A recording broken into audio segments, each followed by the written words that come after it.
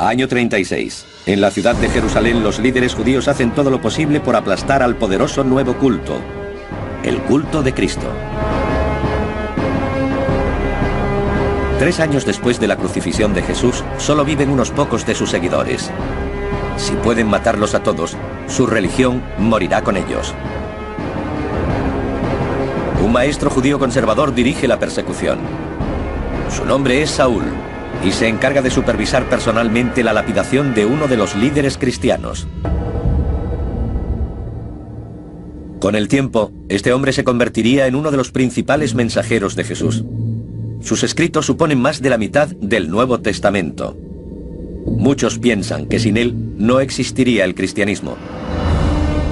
Saúl se convirtió en Pablo y cambió nuestro mundo. Ahora nuestros investigadores quieren descubrir el mundo en que vivió él. La historia comienza en el suroeste de Turquía, en Tarso, su ciudad natal. Hoy sigue siendo una ciudad bulliciosa, pero el historiador Mark Wilson quiere encontrar los restos de la ciudad que conoció Pablo y que ayudaron a formar a un personaje extraordinario. Se encuentra en una llanura muy fértil, con mucha agricultura y producción textil. La actual Tarso es una ciudad muy próspera y en auge. Se ha convertido en un lugar de peregrinación cristiana. Esta es la ciudad de Tarso en la que vivió Pablo. Todos los peregrinos la visitan. Se cree que este pozo estaba en uso hace 2000 años y que San Pablo bebía sus aguas. De este pozo se abastecería su familia y por eso mucha gente cree que el agua es sagrada.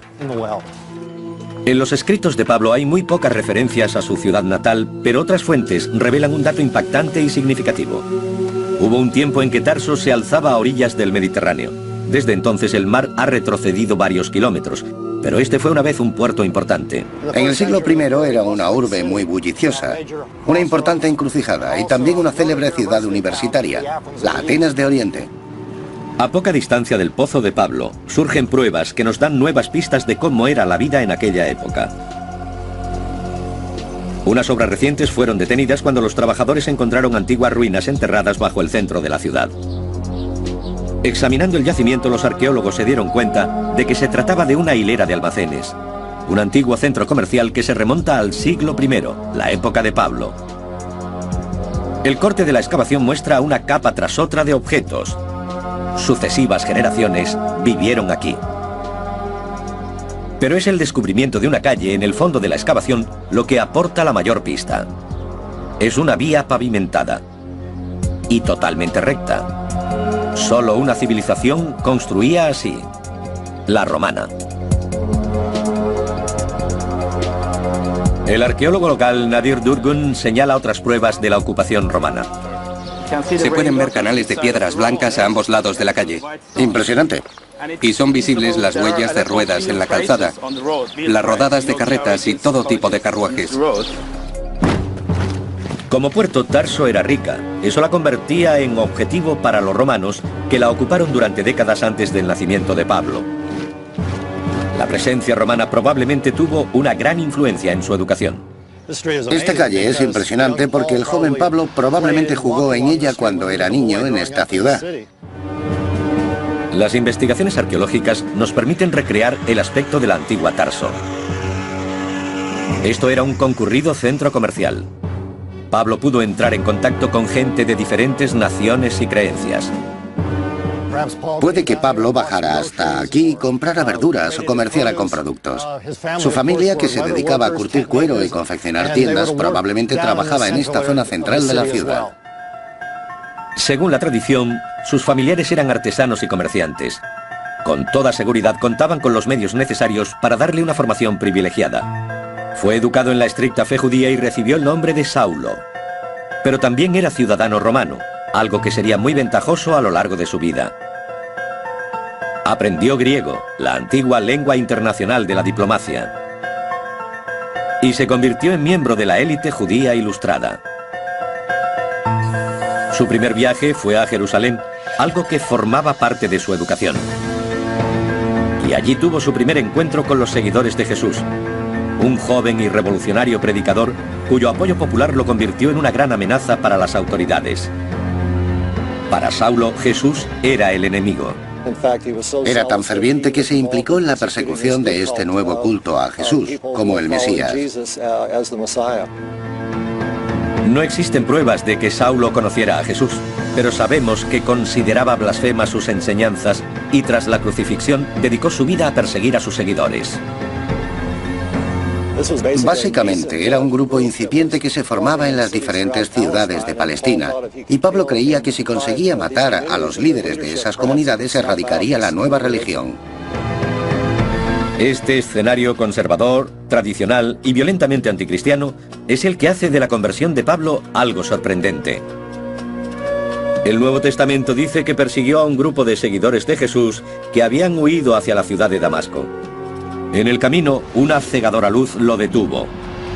Se dice que se le apareció Jesús y Saulo se arrepintió, convirtiéndose desde ese momento en un mensajero del Evangelio. Su conversión radical en el camino de Damasco fue el comienzo de su propio viaje espiritual.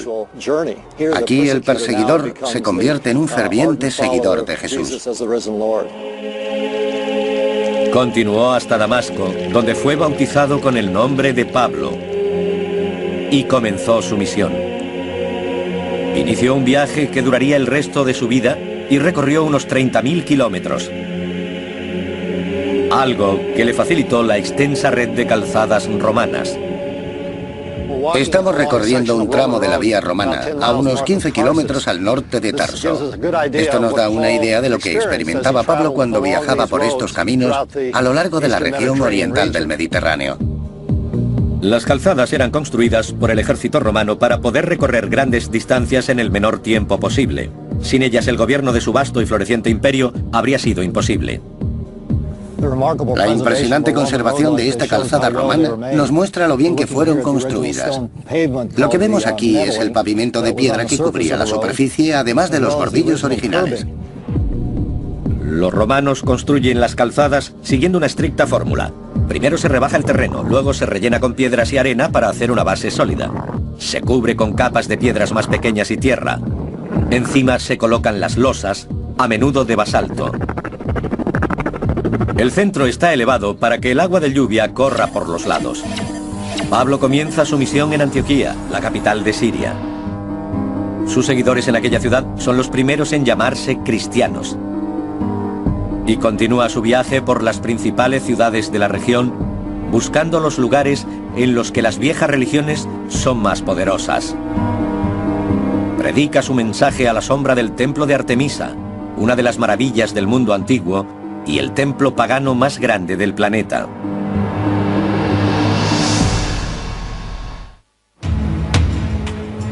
En el año 52, Pablo llega a Éfeso, la cuarta ciudad del mundo antiguo. Él es solo uno de los miles de peregrinos que la visitan. La mayoría acude a honrar a Artemisa. Artemisa era la diosa de la caza y protectora de las vírgenes. Y sabemos que durante sus fiestas anuales las jóvenes solteras podían encontrar esposo. Artemisa era una de las diosas más importantes de la religión greco-romana, y en esta ciudad tenía un templo equiparable a su estatus. El templo de Artemisa era muy conocido y su imagen se grababa en las monedas que circulaban por la región. Era una de las 7 maravillas del mundo antiguo y en la época de Pablo el mayor de todos los templos. Como imán para los peregrinos paganos, tuvo un papel principal en el plan de Pablo. Éfeso se convirtió en una base maravillosa para él, porque utilizó el templo de Artemisa en beneficio propio. Mucha gente acudía a la ciudad para participar en las festividades, por lo que tenían más público al que predicar el Evangelio. Nuestros investigadores reconstruirán el templo de Artemisa tal como lo veía Pablo. Las pruebas sugieren que la gente de Éfeso utilizó unas técnicas de construcción revolucionarias. Pero todo lo que queda hoy son unos cuantos bloques de mármol recuperados de 6 metros de cieno. Levantar este templo supuso una tarea monumental. No solo había que construirlo, sino averiguar cómo. Nunca habían hecho algo parecido. En su deseo de honrar a la diosa, los constructores del templo se impusieron una tarea retadora: Tomaron la decisión de hacerlo por entero de mármol. Y la cantera más cercana se encontraba a unos 13 kilómetros. Los bloques tenían que ser transportados hasta la obra. El arqueólogo Julian Bennett intenta descubrir cómo se hizo. Cuadrillas de hombres trabajaban con martillos y cinceles para crear una estrecha depresión de unos 15 centímetros de ancho. Aún puede verse aquí. Y una vez que abrían el canal hasta el nivel del bloque que querían, golpeaban desde los lados con cuñas metálicas para extraerlo. Se calcula que necesitaron unas 51.000 toneladas de mármol. Los efesios encargaron del trabajo a sus esclavos y delincuentes. El castigo común por un delito era ser enviado a las canteras. Aquí la esperanza de vida no era demasiado larga. Una vez que extraían los bloques, tenían que transportarlos al lugar de la construcción. En el siglo XXI se cuenta con maquinaria pesada. A pocos cientos de metros de la antigua cantera aún se extrae mármol gris. El bloque medio es de 13 toneladas, aproximadamente el mismo tamaño de los utilizados en el templo de Artemisa. Hoy las máquinas hacen que parezca muy sencillo, pero cuando se construyó el templo, todo era a base de la mano de obra. No obstante, los arquitectos utilizaron su ingenio para acelerar el proceso. Idearon un método que les permitía trasladar las piedras de un modo más efectivo que el de los egipcios. Convirtieron los bloques cuadrados en ruedas mediante un forro de madera para que pudieran rodar fácilmente los 13 kilómetros hasta la ciudad. Resuelta la cuestión de los materiales, se dispusieron a construir uno de los templos más grandes del mundo. En su apogeo atraería a más peregrinos que el templo judío de Jerusalén. Actualmente el lugar en el que se alzaba es una marisma. Cuesta imaginar por qué se erigió un templo tan grande en este lugar, un terreno que ningún constructor moderno querría. El historiador romano Plinio sostiene que el terreno pantanoso fue elegido por precaución ante los frecuentes terremotos, ya que amortiguaría los temblores. Otra teoría es que un meteorito cayó en este lugar. Los antiguos pensaron que era un mensaje de Dios y levantaron el templo a su alrededor. De cualquier modo, el lugar supuso un gran problema para los constructores. ¿Cómo levantar lo que sería una de las maravillas del mundo en un pantano? Empezaron creando una base seca, apisonando una capa de carbón y cubriéndola con lana de oveja para evitar la subida del agua. Sobre ellas se colocaron bloques de pizarra. El suelo de pizarra y mármol alcanzó 2,5 metros de altura para que quedara por encima del nivel del agua. Abarcaba una superficie de 77 metros de ancha por 130 de larga. Esta robusta plataforma soportaba un bosque de columnas. Esta tiene 13 metros de altura, pero Plinio revela que las originales medían 18 metros, el equivalente a 6 pisos. Para una tarea tan ambiciosa, los arquitectos utilizaron andamios. Montaron las columnas ensamblando tambores de más de 8 toneladas de peso. Cada columna tenía unos 30 tambores, y una vez montada, se labraba el fuste a cincel y martillo. Esta operación se repitió 127 veces. Entre las ruinas, Adrian Marshall ha encontrado pruebas de cómo construyeron el techo del templo. Una vez levantadas las columnas, tenían que colocar los dinteles, que son los bloques de piedra que se ponen encima de ellas. De nuevo, Plinio nos cuenta cómo fueron colocadas. La precisión era crucial. Lo que hacían era levantar una rampa de sacos de arena hasta la parte superior de las columnas y situaban los dinteles encima. Luego perforaban los sacos para que saliera la arena lentamente y pudieran asentar los dinteles. Hay que pensar que usaban cemento y debían encajar exactamente. Llevó 120 años terminar el templo.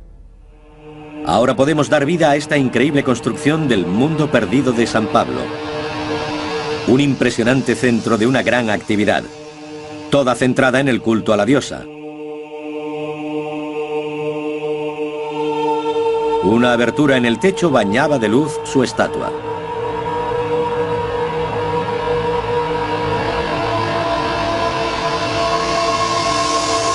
Pero el culto a Artemisa no era la única religión de la ciudad. Los romanos creían en muchos dioses y toleraban las creencias tradicionales de los pueblos que conquistaban.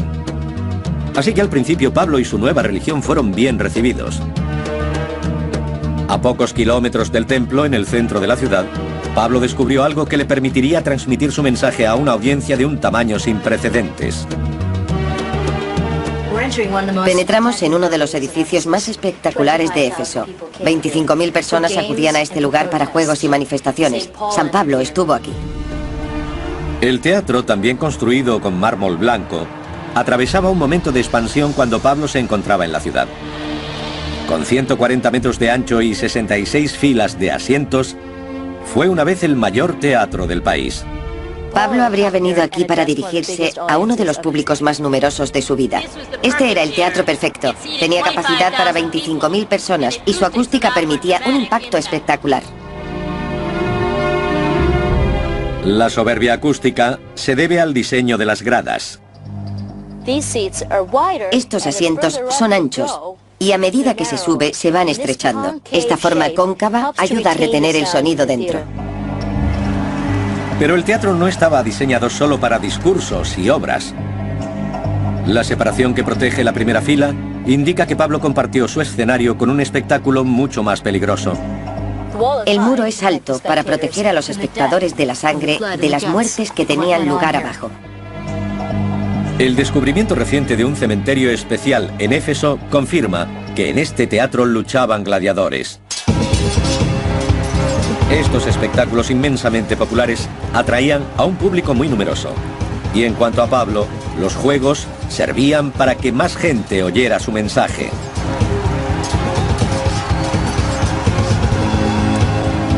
Lo que diferenciaba a San Pablo de otros discípulos de Jesús es que no solo se dirigía a los judíos.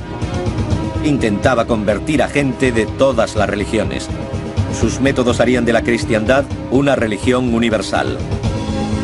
Y finalmente, provocaría la caída del Imperio Romano. Aún así, fue la pericia de la ingeniería romana la que proporcionó a Pablo la oportunidad que necesitaba.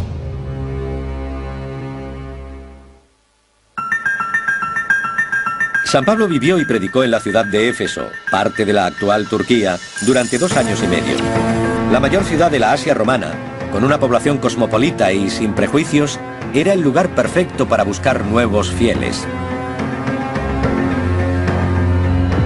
El arqueólogo Julian Bennett ha descubierto que la forma que tenían los romanos de construir sus ciudades dio a Pablo una oportunidad única de atraer a un gran número de personas al cristianismo. Pero también ha descubierto que esta ciudad estaba interesada en actividades más mundanas que la tecnología o una nueva religión. Toda ciudad romana tenía un burdel. Era algo muy común en su estilo de vida.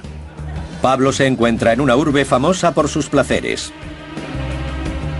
Era una sociedad dominada por los hombres, en la que un joven no pensaba en casarse hasta rondar los 30 años.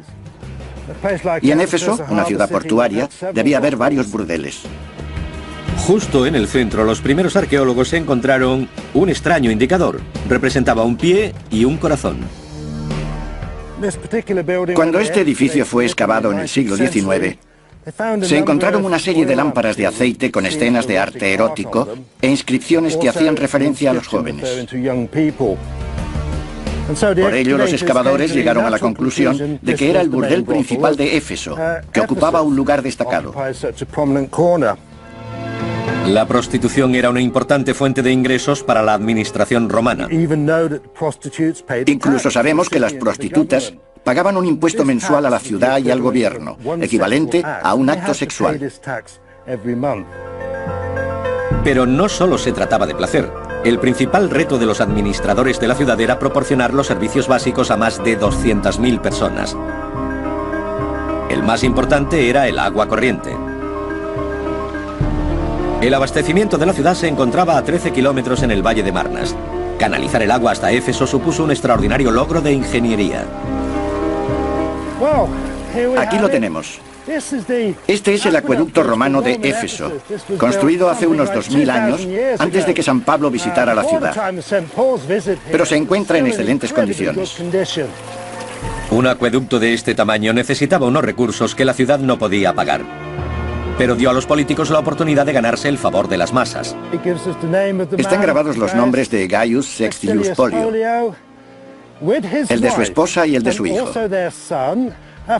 Para el pueblo de Éfeso, sua pecunia fecundum curavit. Lo hemos pagado de nuestro bolsillo.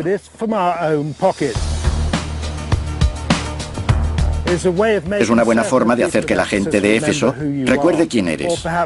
O incluso que cuando lleguen las elecciones, recuerden quién es tu hijastro. Cualquiera que fuese el motivo, las personas que pagaron proyectos como este hicieron un gran servicio a la ciudad. El acueducto de Polio llevaba el agua hasta Éfeso, donde entraba en una gran cisterna. Este es el tipo de cosas que buscamos cuando seguimos un acueducto. Están repletas de carbonato cálcico. Es calcio disuelto en el agua que bajaba, procedente de las colinas de piedra caliza, y entraba en la ciudad por esta construcción. Aquí se ha desprendido una parte, y si consigo levantar esto, veremos a un lado un reborde y al otro un hueco.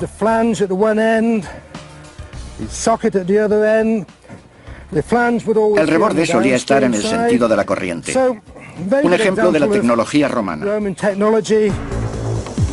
Una red de tuberías como esta bajaba por la colina.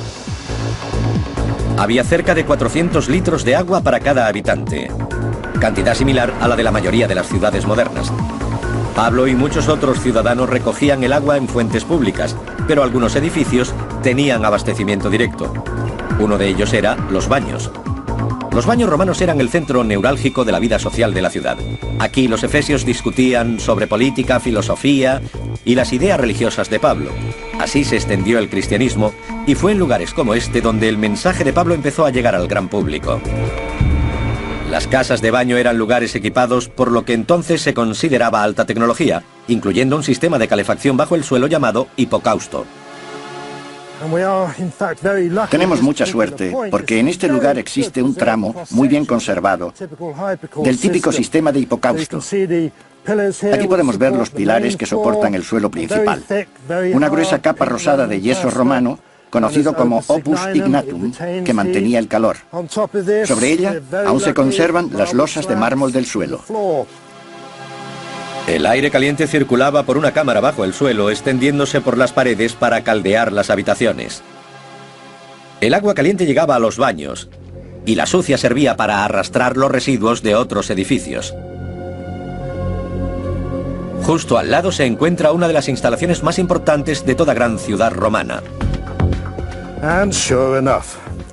Efectivamente, una estupenda letrina pública.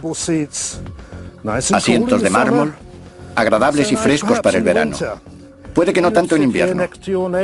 Uno se sentaba aquí junto a otra persona y hablaba del tiempo, los juegos de gladiadores y la vida diaria. Enfrente hay una especie de abrevadero, ya que los romanos no utilizaban papel higiénico. Cada persona tenía una esponja personal clavada en un palo, que mojaba en el agua y se limpiaba así. Nuestras pruebas proceden de una fuente inusual. Nos cuentan que un gladiador, en vez de enfrentarse a su oponente, decidió suicidarse. Así que se dirigió a la letrina, agarró una esponja y se la metió en la garganta hasta asfixiarse. Por eso conocemos el uso de las esponjas.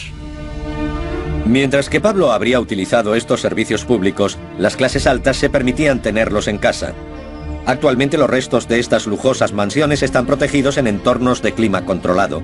Probablemente, San Pablo vio cómo eran construidas y amuebladas con mármoles exóticos traídos de todos los rincones del imperio para demostrar la riqueza de sus propietarios. Cada casa tenía un baño privado abastecido constantemente por el caudal del acueducto. Esta es una letrina privada de gran calidad. Sabemos que al menos en Roma, y suponemos que en Éfeso, tenían tuberías de diferente calibre y calculaban los impuestos a pagar según él. Así que tener un retrete privado como este era un símbolo de estatus.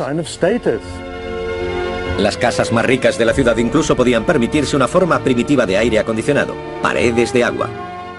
El agua era necesaria para sobrevivir, para lavarse, para cocinar, pero también ayudaba a mantener el aire fresco. Así que debía ser un verdadero placer contar con este sistema, sobre todo en verano. La clase alta efesia disfrutaba de una gran calidad de vida, y de repente Pablo amenazaba con perturbarla. No solo minaba sus creencias paganas, sino que con ello dañaba el comercio más importante de la ciudad. La religión era el gran negocio de Éfeso. Su mercado abastecía a los peregrinos que llegaban al templo. Estatuillas de plata de la diosa Artemisa se vendían como amuleto y reportaban grandes ingresos. Pero la llegada del cristianismo implicaba que mucha gente le diera la espalda a Éfeso. 25.000 personas se reunieron en el Gran Teatro para escuchar a un orfebre llamado Demetrius. Este proclamó que Pablo no solo estaba insultando a su diosa, sino que también amenazaba su principal fuente de ingresos. Levantó a las masas hasta el punto de provocar una revuelta anticristiana. Según la tradición, Pablo fue encarcelado para apaciguar a la gente. Se piensa que fue allí donde escribió algunas de las cartas integradas en el Nuevo Testamento. Tras su liberación se le ordenó abandonar la ciudad. Pero esta nueva religión ya había echado raíces. Éfeso se convertía al cristianismo. Y el orfebre Demetrius tenía razón. La ciudad decaía junto con el culto a Artemisa.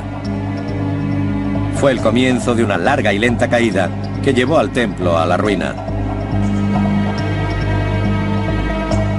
Pablo siguió su viaje. Su mensaje tendría un efecto igual de poderoso en todas partes. Alcanzaría los rincones más remotos del Imperio Romano, transformando cada comunidad que visitaba. A continuación, investigaremos la sociedad religiosa que surgió al paso de San Pablo. En la extraña tierra de la Capadocia, un misterioso grupo de cristianos buscaría la seguridad construyendo un mundo secreto subterráneo. Hace 15 millones de años, una serie de erupciones volcánicas en la zona mediterránea levantaron inmensas nubes de ceniza que cubrieron la tierra capa tras capa. Con el tiempo crearon un lugar extraño y espiritual. Actualmente recibe el nombre de Capadocia. Algunos especialistas creen que San Pablo llegó aquí para predicar su nueva religión. Nuestros investigadores intentan comprender el papel que este extraño paisaje desempeñó en el nacimiento del cristianismo. Y la mejor forma de ver los restos que quedan es desde el aire. Comprende casi 40.000 kilómetros cuadrados. Y está salpicada de conos esculpidos, pirámides y obeliscos. La ceniza tiene un espesor de 91 metros.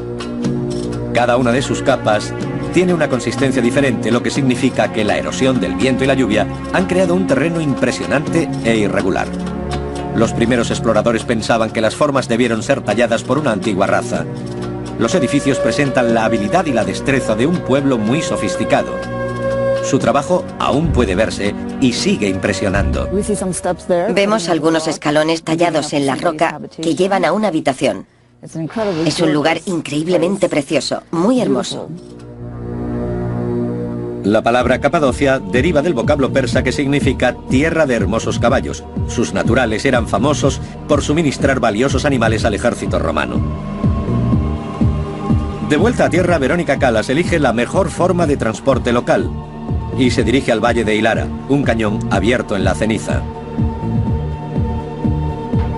Encuentra una extraordinaria concentración de antiguas iglesias excavadas en la superficie rocosa. Solo en este valle de 16 kilómetros hay más de 100. Está claro que el mensaje de Pablo tuvo un gran impacto. Las iglesias están decoradas con frescos alusivos al Nuevo Testamento. Verónica quiere remontarse aún más en la historia de Pablo. Para ello, se dirige a un asentamiento situado a unos cuantos kilómetros del cañón para intentar descubrir cómo vivían los primeros capadocios. Pablo debió encontrarse con una extraordinaria comunidad que vivía en cavernas. Este asentamiento está abandonado desde entonces, pero sus antiguos habitantes dejaron atrás atractivos atisbos de su vida. Es una gran habitación cuadrada con una bóveda cónica que da a un tiro de ventilación. Esto es una chimenea en la que encendían fuego. Es muy probable que cocinaran aquí. Esto es un horno con un fuego debajo y quizás una parrilla. Para un ojo experto, otra habitación revela pruebas de industria. Esto es un foso de telar y es un gran ejemplo. Aquí se encajaba un marco de madera en torno al regazo para poder tejer. También hay huecos para almacenar vasijas o ánforas. Basándose en estas pistas esculpidas hace 2000 años en la ceniza, Verónica crea una imagen de cómo eran los capadocios. Se decía que la gente que vivía aquí era muy tosca, los vaqueros del Imperio Romano. Y se contaba que si una víbora mordía a un capadocio, moría el animal. Así de duros eran. Aún así, viviendo de la ruta comercial que unía Europa con Asia, estas gentes se enriquecían cada vez más. El estilo de vida de los capadocios era cómodo y sofisticado. Un gran salón ceremonial indica el alto estatus de la gente que vivía aquí. La mayoría de los antiguos edificios que estaban a la intemperie desaparecieron hace mucho tiempo. Pero la ceniza volcánica de la Capadocia ha conservado un registro de su arquitectura que ofrece una visión única del mundo perdido en el que estuvo San Pablo. Existen pruebas concluyentes de que su religión se introdujo muy bien en esta zona. Esta es una iglesia muy bonita. Tiene planta de basílica, con columnas y arcadas que separan la nave central de las laterales. Ahora estamos entrando en el santuario donde se encontraba el altar. A pesar de que estas columnas parecen haber sido construidas con ladrillos y mezcla, en realidad fueron excavadas en la ceniza volcánica. Su elaborado estilo imita las técnicas arquitectónicas de la época. La ceniza se trabaja fácilmente con herramientas muy sencillas, pero excavar una casa tan sofisticada como esta debió llevar muchos meses y requerir mucha habilidad y planificación. Verónica ha analizado cada una de las 15 habitaciones y mediante gráficos por ordenador podemos contemplar la compleja estructura de este asentamiento. Esta residencia es la más grande y elaborada de la Capadocia, con más de 2.500 metros cuadrados. Casi la mitad de un campo de fútbol. La cocina, las salas ceremoniales y la iglesia reflejan un estatus propio de la élite. Era el hogar de una gran familia aristocrática y públicamente cristiana. Este lugar forma parte del legado de Pablo. Los detalles arquitectónicos de la iglesia de Durmush-Kadir están increíblemente bien conservados y nos dan una idea de cómo adoraban a su Dios los primeros cristianos. Esta es una hermosa representación del tipo de iglesia que surgió inmediatamente después de la visita de San Pablo. No contiene imágenes, pero su arquitectura es muy elegante.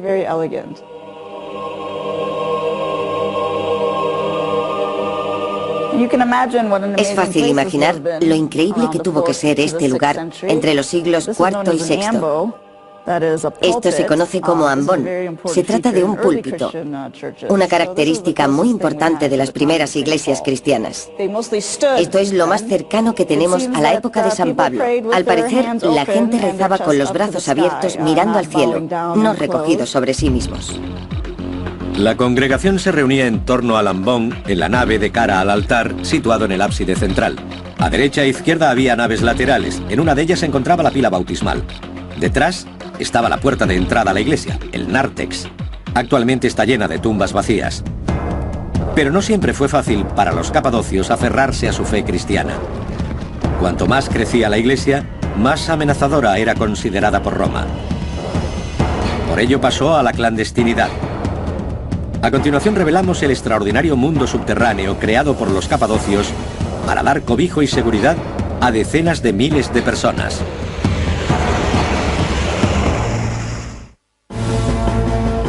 Durante 30 años Pablo recorrió el mundo romano propagando el mensaje del cristianismo.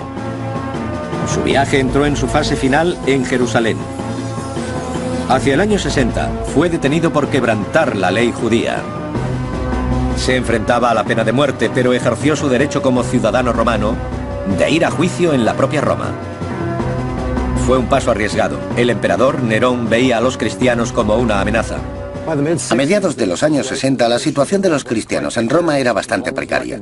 Los romanos reconocían que no era una secta del judaísmo, sino una religión independiente. Cuando la ciudad ardió destruyendo cientos de edificios, Nerón necesitó a alguien a quien culpar. Tras el incendio de Roma del año 64, Nerón buscó un chivo expiatorio y acusó a los cristianos, lo que llevó a su persecución. Pablo era un conocido líder cristiano.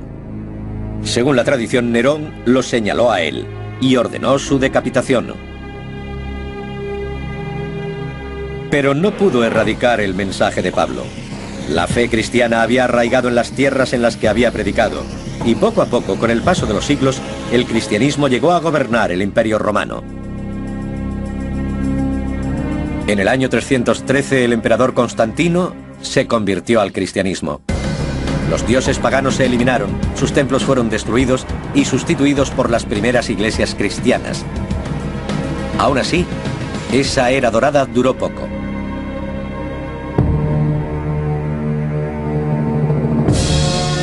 El destino del imperio y el de la iglesia estaban unidos. El cristianismo prosperó mientras Roma permaneció fuerte. Pero cuando ésta entró en declive, sus enemigos se convirtieron en enemigos de la iglesia. Este giro del destino se sintió incluso entre los lejanos cristianos de la Capadocia. En el siglo V, mientras Roma caía, se vieron a merced de los caudillos árabes sin medios para responder. Decidieron actuar de una forma increíble. Las decenas de miles de cristianos de la Capadocia se escondieron bajo tierra. Su extraordinaria historia no fue revelada hasta la década de 1960. El hallazgo fortuito de un pasadizo secreto llevó a una serie de extraños descubrimientos. Bajo el paisaje hay cientos de kilómetros de túneles construidos por el hombre. Sus entradas están sorprendentemente bien escondidas, pero abrir esas puertas astutamente ocultas nos da una nueva perspectiva de la historia de los primeros cristianos. Las investigaciones han revelado que los túneles formaban asentamientos autosuficientes, con todas las características de una sociedad sofisticada. La gente sobrevivió aquí abajo gracias a ingeniosos pozos de ventilación excavados en la roca. Es impresionante. Aquí se nota una suave brisa y nos encontramos a varios metros bajo la superficie. De hecho, llegan hasta una capa freática, por lo que tienen la doble función de tiro de ventilación y de pozo desde el que se bombea el agua. Tenemos un gran hueco cuadrado que parece una habitación, pero es una cuba en la que se pisaban las uvas. El caldo resultante pasaba por aquí y se depositaba en este hueco. La vida bajo tierra no debió ser fácil, y cuesta imaginar cómo sobrevivió esta gente sin ver el sol. No diferenciaban el día de la noche, y creo que eso debió provocar una extraña psicología en ellos. Debieron sentirse desesperados. Aseguraron las entradas a estos complejos con unas pesadas puertas con forma de ruedas. Algunas aún siguen selladas hoy. Y 2 pisos más abajo, existen pruebas sólidas de lo que los llevó a vivir aquí. Esto es lo que parece un altar. En realidad no se sabe por qué está aquí en medio, ya que solían colocarse en el ábside. 2 ábsides uno al lado del otro. Así sabemos que se trata de una iglesia. Se vieron obligados a vivir bajo tierra por sus creencias. Es natural que construyeran altares para el culto. Se han descubierto 40 asentamientos como este. El más grande tiene 8 plantas subterráneas, adentrándose más de 80 metros en el suelo y con 32 kilómetros de túneles. Se cree que unas 20.000 personas se ocultaron solo en este complejo. Y aún quedan por encontrarse muchos más. La paz tardaría otros 5 siglos en regresar a esta región. Durante 300 años, los cristianos utilizaron estos túneles y pasaron muchas dificultades para conservar su fe. Esa fe era el legado de San Pablo. Muchos consideran a Pablo el fundador del cristianismo, pero el mensaje que proclamaba era el del propio Jesús. Escribió la mitad del Nuevo Testamento.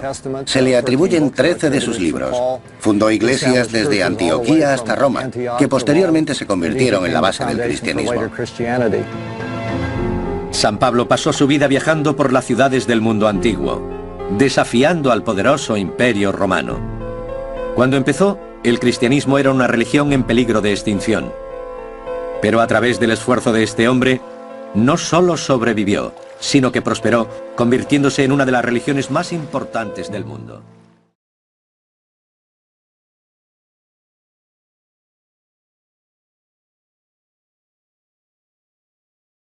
Como este, donde el mensaje de Pablo empezó a llegar al gran público.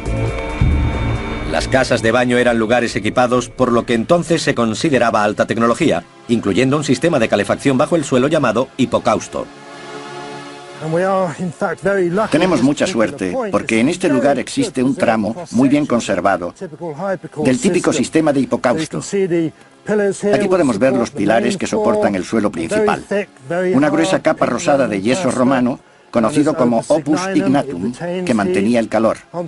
Sobre ella aún se conservan las losas de mármol del suelo. El aire caliente circulaba por una cámara bajo el suelo, extendiéndose por las paredes para caldear las habitaciones. El agua caliente llegaba a los baños, y la sucia servía para arrastrar los residuos de otros edificios. Justo al lado se encuentra una de las instalaciones más importantes de toda gran ciudad romana. Efectivamente, una estupenda letrina pública. Asientos de mármol, agradables y frescos para el verano. Puede que no tanto en invierno. Uno se sentaba aquí, junto a otra persona, y hablaba del tiempo, los juegos de gladiadores y la vida diaria. Enfrente hay una especie de abrevadero, ya que los romanos no utilizaban papel higiénico.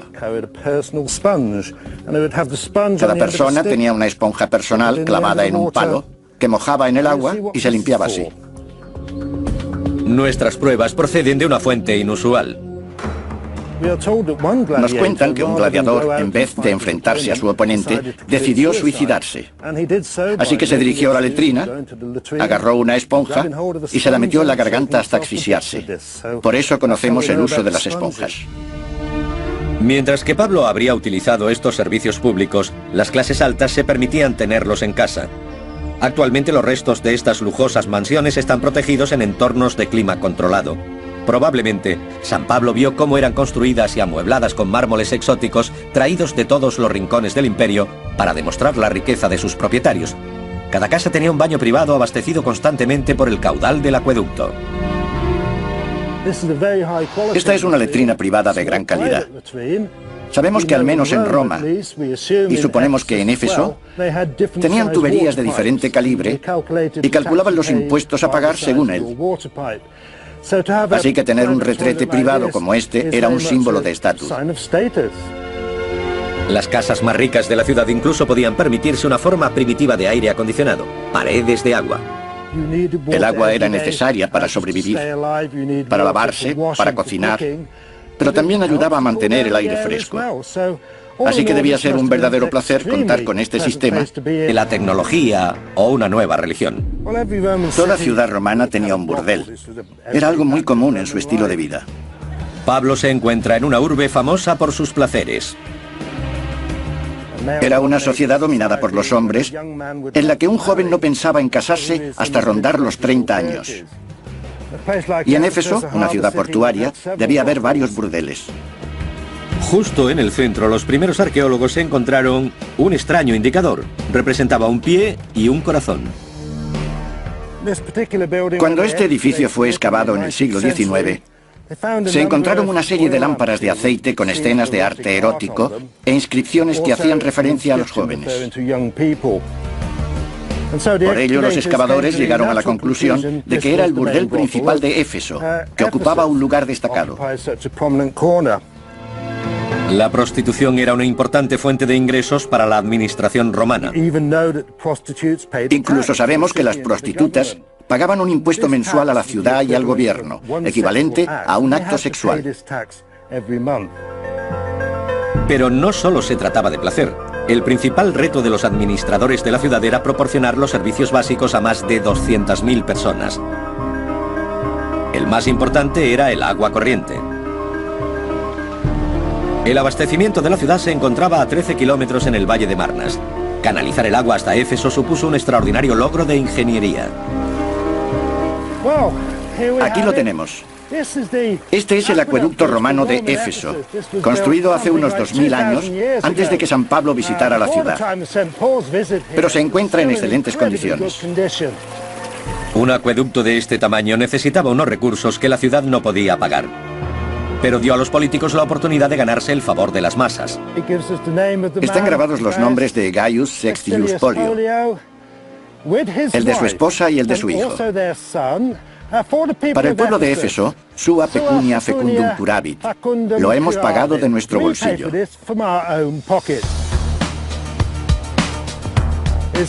Es una buena forma de hacer que la gente de Éfeso recuerde quién eres.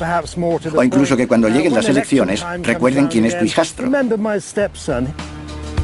Cualquiera que fuese el motivo, las personas que pagaron proyectos como este hicieron un gran servicio a la ciudad. El acueducto de Polio llevaba el agua hasta Éfeso, donde entraba en una gran cisterna. Este es el tipo de cosas que buscamos cuando seguimos un acueducto. Están repletas de carbonato cálcico. Es calcio disuelto en el agua que bajaba, procedente de las colinas de piedra caliza, y entraba en la ciudad por esta construcción. Aquí se ha desprendido un mundo romano propagando el mensaje del cristianismo. Su viaje entró en su fase final en Jerusalén. Hacia el año 60 fue detenido por quebrantar la ley judía. Se enfrentaba a la pena de muerte, pero ejerció su derecho como ciudadano romano de ir a juicio en la propia Roma. Fue un paso arriesgado. El emperador Nerón veía a los cristianos como una amenaza. A mediados de los años 60, la situación de los cristianos en Roma era bastante precaria. Los romanos reconocían que no era una secta del judaísmo, sino una religión independiente. Cuando la ciudad ardió destruyendo cientos de edificios, Nerón necesitó a alguien a quien culpar. Tras el incendio de Roma del año 64, Nerón buscó un chivo expiatorio y acusó a los cristianos, lo que llevó a su persecución. Pablo era un conocido líder cristiano. Según la tradición, Nerón lo señaló a él y ordenó su decapitación. Pero no pudo erradicar el mensaje de Pablo. La fe cristiana había arraigado en las tierras en las que había predicado, y poco a poco, con el paso de los siglos, el cristianismo llegó a gobernar el Imperio Romano. En el año 313, el emperador Constantino se convirtió al cristianismo. Los dioses paganos se eliminaron, sus templos fueron destruidos y sustituidos por las primeras iglesias cristianas. Aún así, esa era dorada duró poco.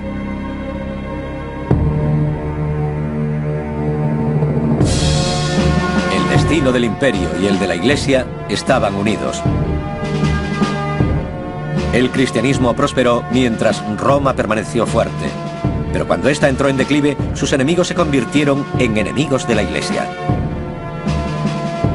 Este giro del destino se sintió incluso entre los lejanos cristianos de la Capadocia.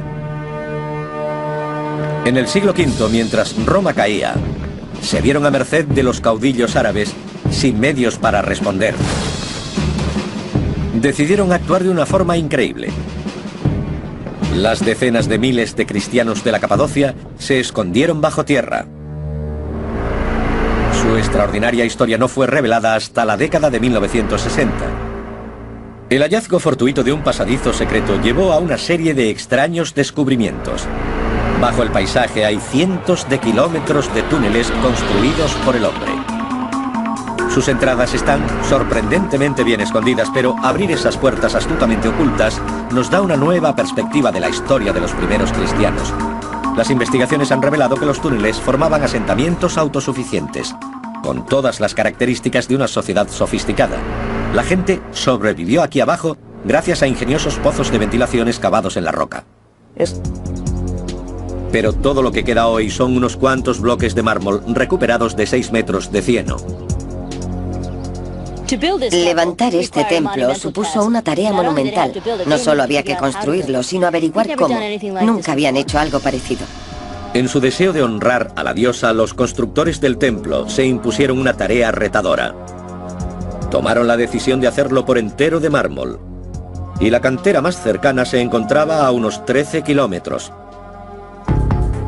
Los bloques tenían que ser transportados hasta la obra. El arqueólogo Julian Bennett intenta descubrir cómo se hizo.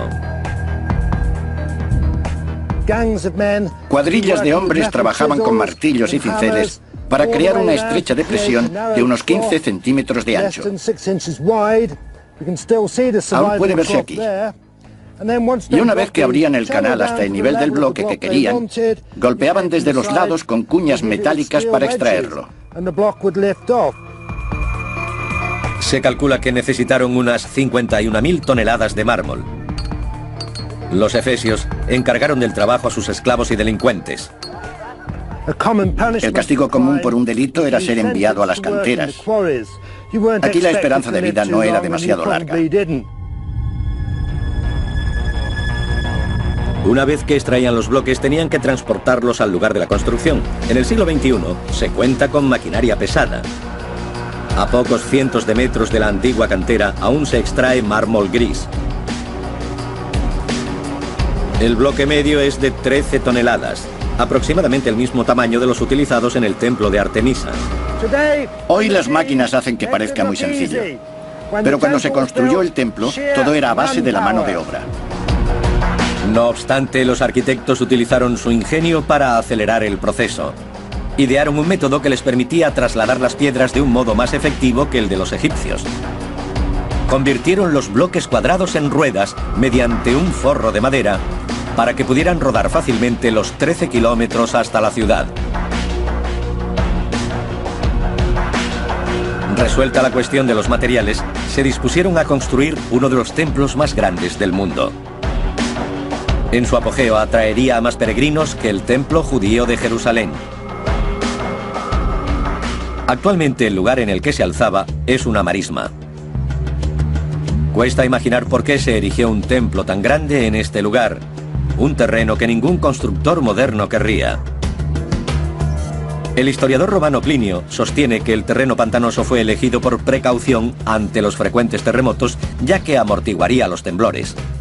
Otra teoría es que un meteorito cayó en este lugar. Los antiguos pensaron que era un mensaje de Dios y levantaban de que Saulo conociera a Jesús. Pero sabemos que consideraba blasfemas sus enseñanzas y tras la crucifixión dedicó su vida a perseguir a sus seguidores. Básicamente era un grupo incipiente que se formaba en las diferentes ciudades de Palestina, y Pablo creía que si conseguía matar a los líderes de esas comunidades erradicaría la nueva religión. Este escenario conservador, tradicional y violentamente anticristiano es el que hace de la conversión de Pablo algo sorprendente. El Nuevo Testamento dice que persiguió a un grupo de seguidores de Jesús que habían huido hacia la ciudad de Damasco. En el camino, una cegadora luz lo detuvo. Se dice que se le apareció Jesús y Saulo se arrepintió, convirtiéndose desde ese momento en un mensajero del Evangelio. Su conversión radical en el camino de Damasco fue el comienzo de su propio viaje espiritual. Aquí el perseguidor se convierte en un ferviente seguidor de Jesús. Continuó hasta Damasco, donde fue bautizado con el nombre de Pablo y comenzó su misión. Inició un viaje que duraría el resto de su vida y recorrió unos 30.000 kilómetros. Algo que le facilitó la extensa red de calzadas romanas. Estamos recorriendo un tramo de la vía romana, a unos 15 kilómetros al norte de Tarso. Esto nos da una idea de lo que experimentaba Pablo cuando viajaba por estos caminos a lo largo de la región oriental del Mediterráneo. Las calzadas eran construidas por el ejército romano para poder recorrer grandes distancias en el menor tiempo posible. Sin ellas, el gobierno de su vasto y floreciente imperio habría sido imposible. La impresionante conservación de esta calzada romana nos muestra lo bien que fueron construidas. Lo que vemos aquí es el pavimento de piedra que cubría la superficie, además de los bordillos originales. Los romanos construyen las calzadas siguiendo una estricta fórmula. Primero se rebaja el terreno, luego se rellena con piedras y arena para hacer una base sólida. Se cubre con capas de piedras más pequeñas y tierra. Encima se colocan las losas, a menudo de basalto. El centro está elevado para que el agua de lluvia corra por los lados. Pablo comienza su misión en Antioquía, la capital de Siria. Sus seguidores en aquella ciudad son los primeros en llamarse cristianos. Y continúa su viaje por las principales ciudades de la región, buscando los lugares en los que las viejas religiones son más poderosas. Predica su mensaje a la sombra del templo de Artemisa, una de las maravillas del mundo antiguo y el templo pagano más grande del planeta.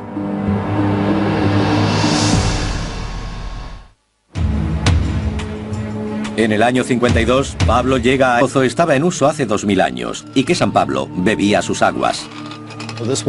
De este pozo se abastecería su familia y por eso mucha gente cree que el agua es sagrada. En los escritos de Pablo hay muy pocas referencias a su ciudad natal, pero otras fuentes revelan un dato impactante y significativo.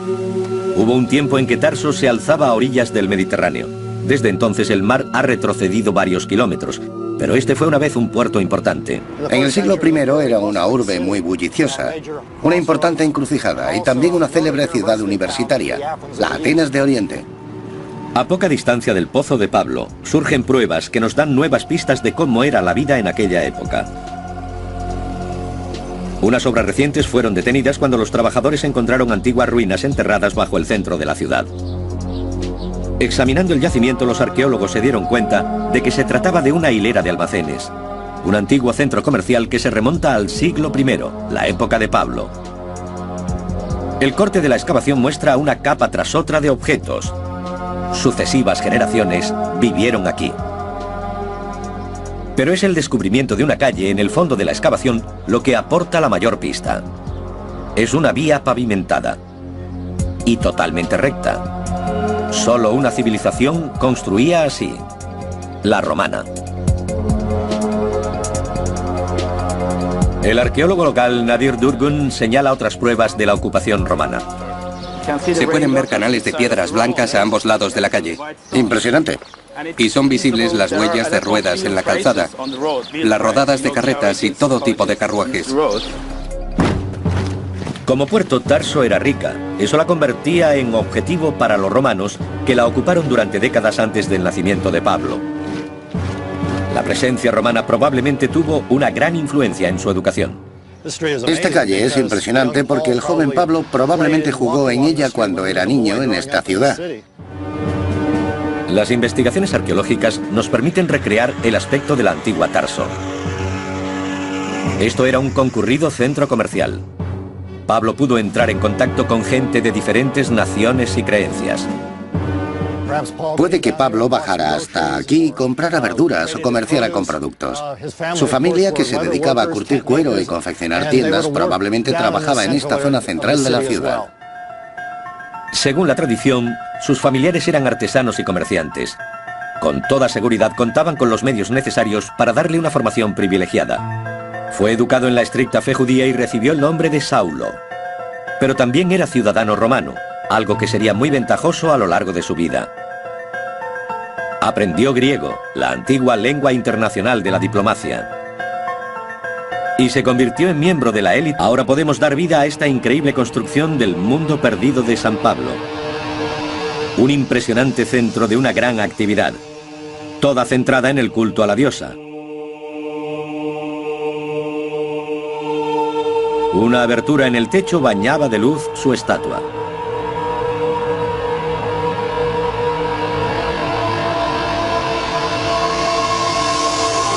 Pero el culto a Artemisa no era la única religión de la ciudad.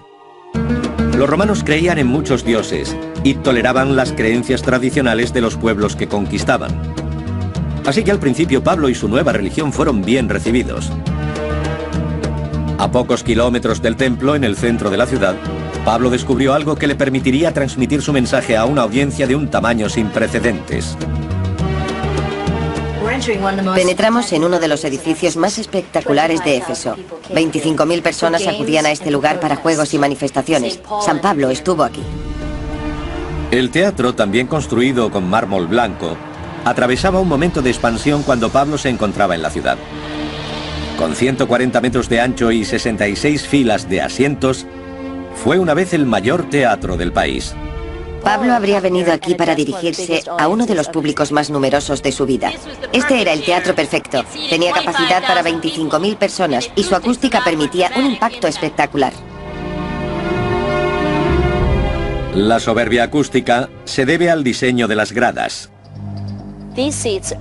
Estos asientos son anchos y a medida que se sube se van estrechando. Esta forma cóncava ayuda a retener el sonido dentro.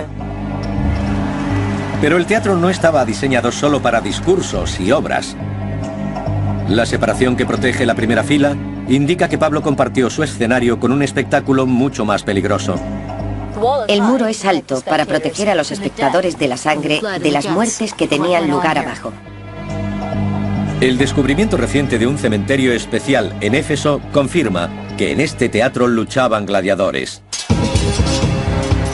Estos espectáculos inmensamente populares atraían a un público muy numeroso. Y en cuanto a Pablo, los juegos servían para que más gente oyera su mensaje.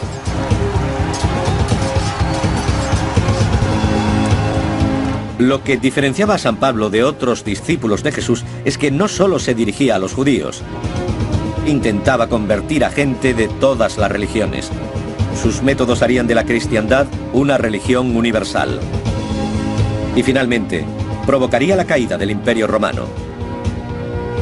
Aún así, fue la pericia de la ingeniería romana la que proporcionó a Pablo la oportunidad que necesitaba.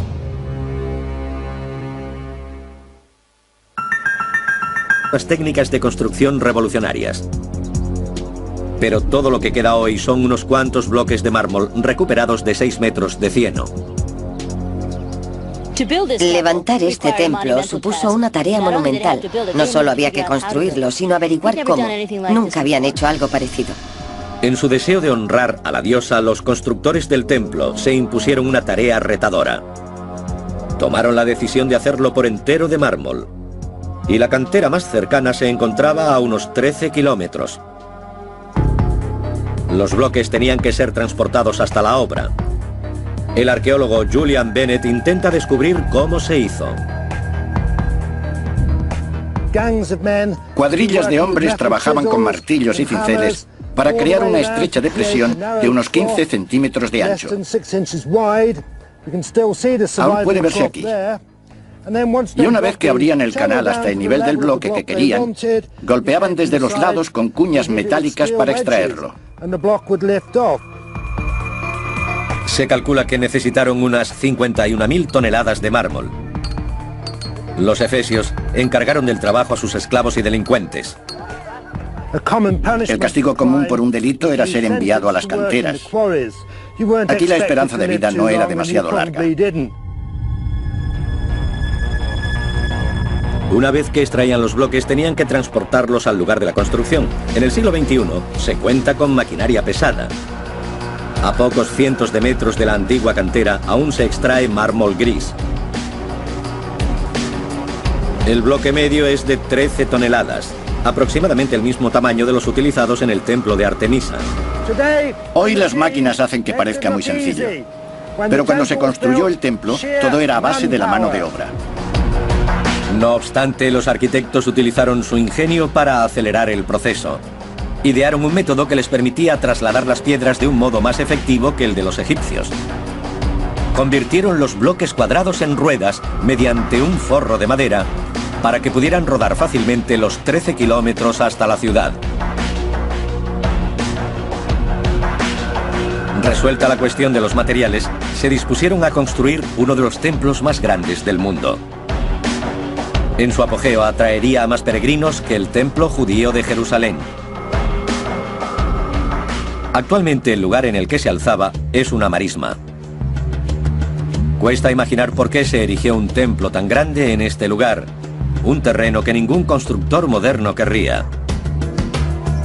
El historiador romano Plinio sostiene que el terreno pantanoso fue elegido por precaución ante los frecuentes terremotos, ya que amortiguaría los temblores.